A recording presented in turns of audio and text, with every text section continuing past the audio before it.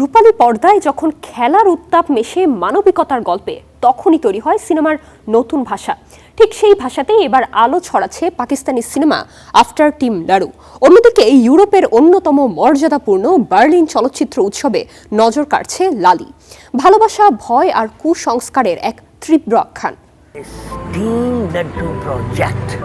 কলকাতার চতুর্থ আন্তর্জাতিক ক্রীড়া চলচ্চিত্র উৎসবে প্রদর্শিত হয়েছে পাকিস্তানি স্বল্পদৈর্ঘ্য সিনেমা আফটার টিম লারু।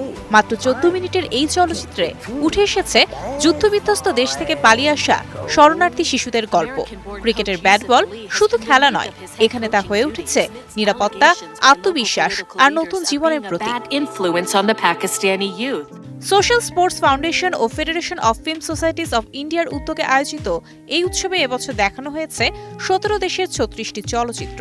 ফুটবল থেকে বক্সিং, জিমন্যাস্টিক্স থেকে মোটর স্পোর্টস, খেলার নানা রূপই ধরা পড়েছে রূপালী পর্দায়। আর তার মধ্যেই আলাদা করে নজর কেড়েছে পাকিস্তানের আফটার টিম লারু। খেলার মাঠ থেকে এবার যাত্রা ইউরোপের বড় পর্দায়। সারমাদ সুলতান খোসাট পরিচালিত লালি প্রিমিয়ার হতে যাচ্ছে ৭৬তম বার্লিন আন্তর্জাতিক চলচ্চিত্র উৎসবের প্যানোরামা বিভাগে। এটি বার্লিনারে প্রদর্শিত হতে যাওয়া প্রথম পূর্ণাঙ্গ পাকিস্তানি প্রযোজনা। সিনেমার কেন্দ্রীয় চরিত্র জেবা, এক নববধূ যাকে ঘিরে ছায়া কুসংস্কারের। তার আগের 3 স্বামীর রহস্যজনক মৃত্যুর পর সমাজ তাকে অভিশপ্ত কনে বলে চিহ্নিত করে। ভালোবাসার আড়ালে লুকিয়ে থাকা ভয়, লজ্জা আর সামাজিক নিপীড়ন সবই উঠে এসেছে লালিতে। বার্লিন চলচ্চিত্র উৎসব বিশ্ব সিনেমার অন্যতম বড় মঞ্চ।